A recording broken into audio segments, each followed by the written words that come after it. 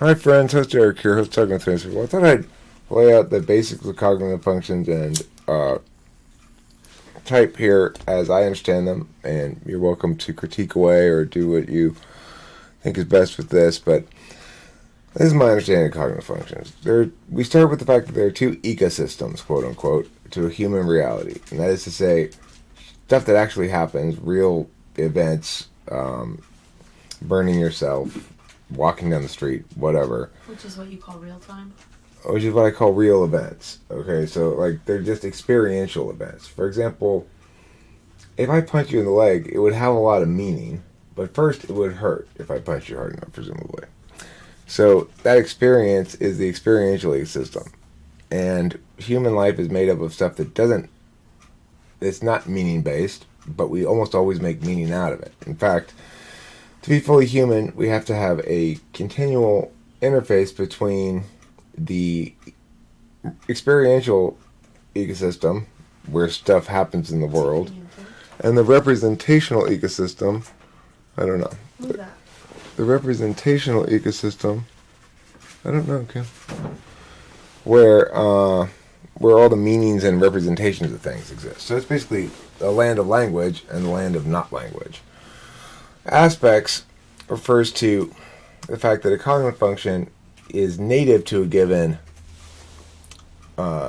ecosystem, and yet it can function in the other ecosystem as well. So when I say something is working in the physical aspect, what I mean is it's working in the physical ecosystem or the experiential ecosystem. So a function executing a process in the experiential ecosystem is said to be working in the physical aspect, and a function executing a process in the representational system is said to be working in its metaphysical aspect.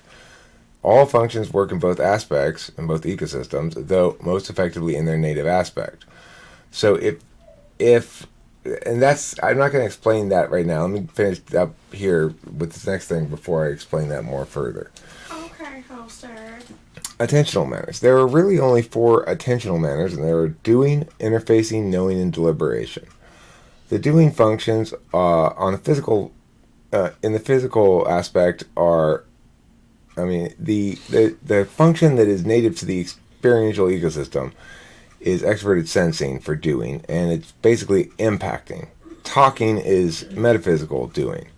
A handshake from concrete to abstract is physical interface. And what that means is if I'm working on something that's a system in the physical world, my extroverted thinking is interpreting the data in front of me and making meaning about it. So, okay, I see this thing is broken. I need a new one of these pieces. That's handshaking from the concrete to making it meaningful, relating it to a goal. Interfacing from the abstract to the concrete, that's extroverted feeling. And what that means is you're aware abstractly of elements within a human system and how certain things and ways we talk and ways we approach each other impact the way that we see one another. And so this helps. This interface is the one where you go, okay, this is what I know abstractly about people. Here's how I render concrete my understanding about people by taking some sort of talking action or giving them a present on their birthday or something like that, Another way of thinking about these interfacing functions is that they tell us how to use the information that we're receiving. So, whereas a knowing function tells us what the status is of the information we're already receiving, that we already have the status available to us. If I hold up this and say, what is this? And you say it's a lighter, you don't have to deliberate between different options as to what this is. You know it's a lighter. Now that's introverted intuition, saying this has one determinate identity above all other things it could possibly be. It is a lighter. That's what we call it. The knowing function that relates to personal experience is introverted sensing, and the knowing function that relates to determinateness is introverted intuition. So knowing this is a lighter, that's introverted intuition. It's a base level that everybody has that doesn't require any conscious or unconscious attention at all. It's just things that, knowing what things are is a form of introverted intuition. Knowing my relationship to things is, in terms of the past, is going to be introverted sensing. And because personal experience frames knowledge, you might also call introverted sensing archiving, keeping track of all the existing resources, which includes ideas that you already have.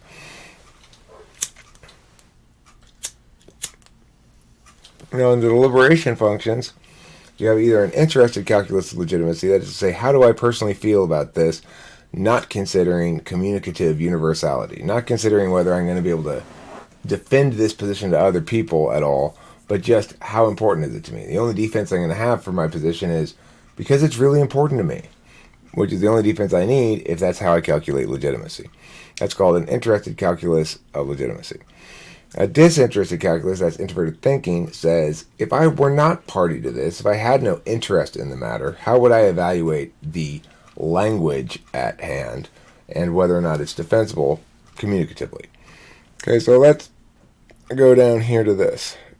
Here's a list of the cognitive functions and their native ecosystem, their native aspect, their process. 1S. And 1S from Paradise. There we go. Okay. So extroverted intuition, its native ecosystem is representational. Its native aspect is therefore turn-based.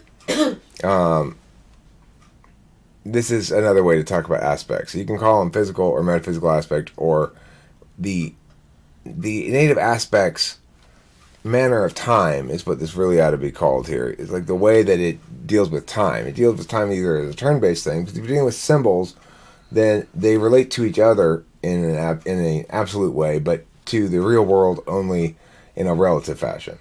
So, as a consequence, interacting on that metaphysical plane is always going to be turn-based because you're dealing with objects of concrete and definitional limit, rather than, I mean, not of concrete, but of definitional limits, definitional limitation, things that are binary.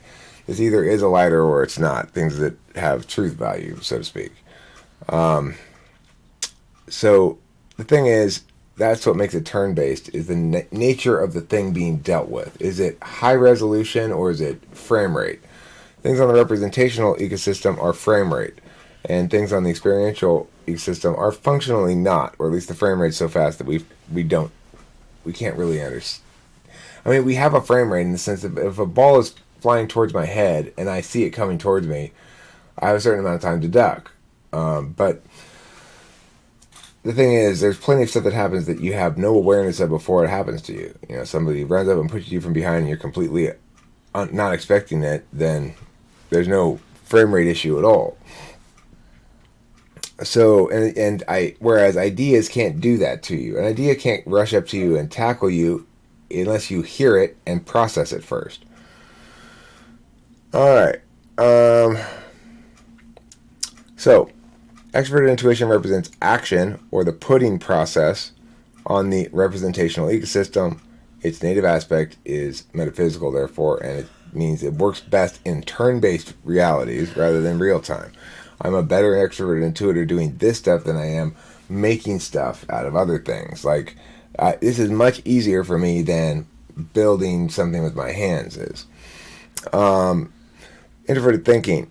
Representational ecosystem is native, so therefore it too is turn-based. It's a get process. So we say that's a get process simply because you're getting more information about it. I say it's a get process because you're getting more information about it by deliberating on it. With TI, that means you're processing out the logic of it and what possible arguments you can make against it if you're an NE user as well. Alright, so FE, that's the representational ecosystem as well. It's a turn-based kind of function where it's dealing with approximations of things, not the things themselves.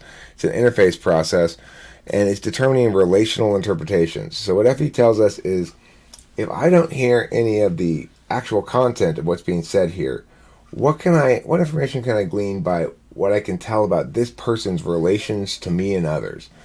Oh, he's super important and he's got a lot of letters in front of his name and he sounds very authoritative and he sounds like he's on my side. He sounds like an ally in some regard.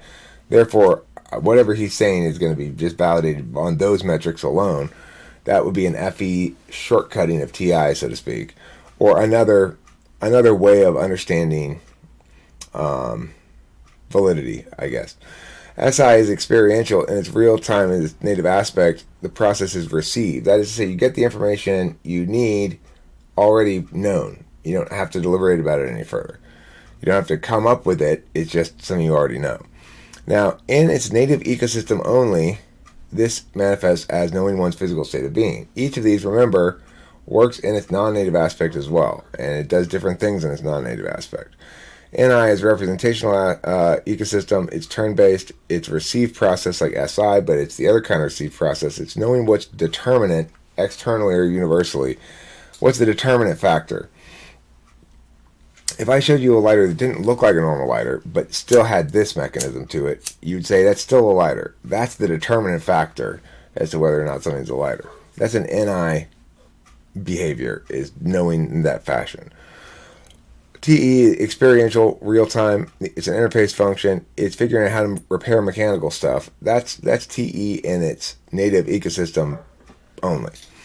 And SE, experiential, real time, putting information. It's seeing, hearing, walking, sex. So putting information means it is possible to be in a receive state with SE. That is to say, I'm just sitting here looking all around, waiting to see what happens in front of my field of vision, and then maybe take action.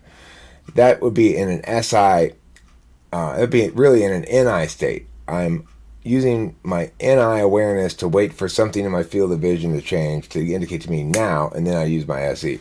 So when we talk about SE being simply the pure reality of the senses being externally directed, well, if it's just doing that and not taking any kind of action, then really it's in a state of NI readiness, not a state of SE. Okay. I think that's all I have here. Do I have one more table? I have one more table. Slots and values. So the last thing to cover is, the thing that makes it complicated, sort of, is you've got these different manners of attention, which are really act, know, deliberate, interface. But each of those occurs on each of those occurs on both of two ecosystems, but only half of them are on the conscious stack, and there's also this implicit value matrix that goes along with which slot they're in, and then lastly there's the aspect relations. So when you factor in all those vectors, it gets quite complicated, but it's still finite and explicatory if you understand the mechanics of it. Well, it starts to fall into place and make perfectly good sense and be a remarkably powerful tool for understanding people.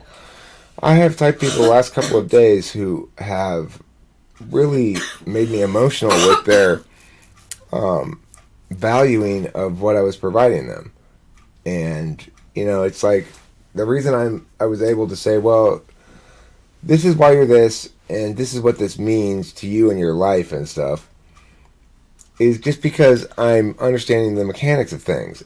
And recognizing, okay, this and this and this, but when people hear about themselves, when people hear themselves described accurately, when type hits you like a ton of bricks, like, oh my God, you know me, you get it, that's who I am, it can be very emotional for people. It was for me when I first discovered I was an ENTP. So anyway, the thoughts and values here. Let me go through this. The implicit value, if a situation doesn't allow you to manifest the self via your dominant function, you'll avoid it. Number 2, instrumental value. It's important you be permitted to use this function to solve problems, but success with this modality is not itself rewarding. So in other words, if you're prevented from using your tool function to deal with shit, that's going to be very frustrating to you. But if you achieve things in solving problems with your tool function, that's not going to be very satisfying for you. Third slot, personal absolute value. When you're successful here, you feel happy and satisfied. When I get praise and affirmation, like when that lady I talked to earlier, a German lady, she was really positive about the experience and the typing session and stuff, and, made me feel really good. It made me feel like I had accomplished what I needed to accomplish there. Like, that's my personal absolute value. Fourth slot, delegatory value. You recognize the importance of this and you self-deprecate here. Oh, I'm not very good at that, or make jokes at your own expense or whatever. Really, you'd like someone else to take it over, because that's why you're self-deprecating. You're saying, somebody else do this because I'm really shitty at it. Fifth slot, externals absolute value. This is the value you use to validate other people and other works and stuff in the world. So objects and agents other than the self are validated and pass fail on this metric. So it's got to pass to be potentially legitimate, but that's not enough to make it legitimate. It's a necessary but insufficient condition for legitimacy for externals that it pass on your fifth slot value. Sixth slot is countervalued, and the reason is because this approach runs afoul of your tool function's preferred way of dealing with things often. The relationship you have with this function, though, depends more on aspect relations than other functions do, it seems to me. Aspect relations being whether everybody has in their front stack 3 metaphysical and 1 physical. Or 3 physical and 1 metaphysical. One of those two. It's never 2 and 2. So everybody's imbalanced towards the physical or towards the metaphysical. But some types are more balanced than others. ENTP and INFJ are the most imbalanced towards metaphysical. And the most imbalanced towards physical would be like ISFP and ESFP.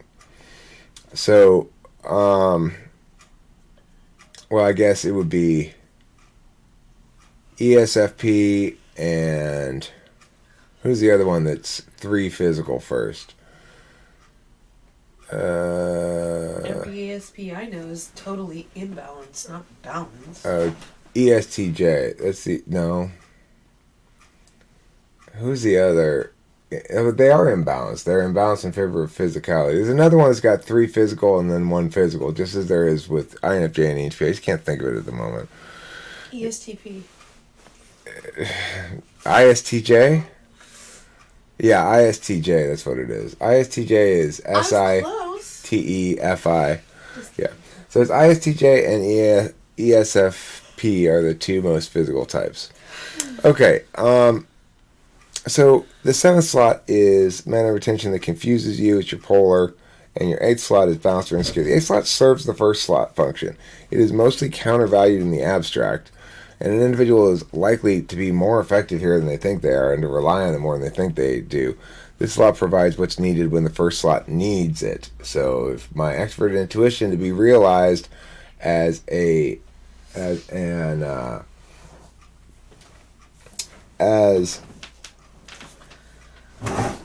in the world. In other words, I've got to get my extrovert intuition out into the world for it to put on a communicative plane. It has to be communicated. And so my SE is what makes that happen. But it's what makes me decide to just go ahead and make this video. Or not decide, but just do it, you know. And then when I'm done, upload it. And that's what makes my NE happen, really. Okay, so that's an introduction to cognitive functions. And not really an introduction to type. It's just an introduction to cognitive functions. But the point is, everybody's got to have all 4 of these on their front stack. Doing and interfacing and knowing and deliberation in some order. And everyone's going to have 3 native physical aspect functions or 3 native metaphysical aspect functions. And that's going to correlate with turn-based or real-time. Real-time being physical and turn-based being metaphysical. And then the manners of attentional manners here, doing, interfacing, knowing, deliberation, are going to correlate with put for doing, get for deliberation, and interfacing for interfacing, and receiving for knowing. And we know these processes do in fact comprise the ways in which agents interface with other agents in an ecosystem, because we've modeled it successfully with computers. That's how computers do it. And they are agents within a metaphysical ecosystem called the internet. So this is a sensible way to understand cognitive functions. They work just like functions in computers or in math. And there you go. That's it for now. Okay, so thanks for watching. And before I go, don't forget to eat plenty of cheese. That, and also I'm going to play the last thing before we leave here. Also, if you'd like to be typed by Eric. Oh, that's right. He does a 75-minute service for $100. That was supposed to be the purpose of this thing. I was supposed to make an ad. Oh. I do offer typing services. I forgot to make the ad. And it is $100 for 75 minutes face-to-face session. We do it in a peer.in. I got a private room where we do it.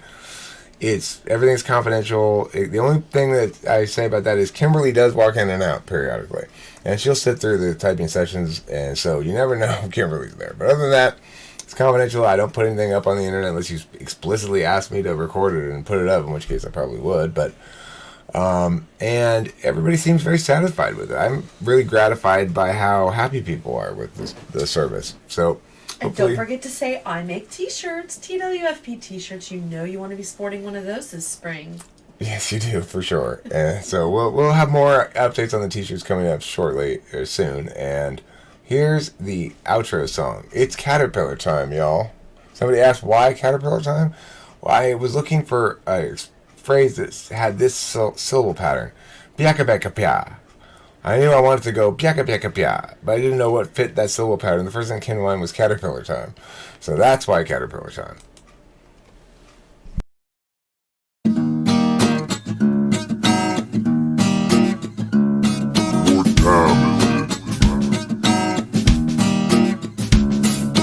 Caterpillar time.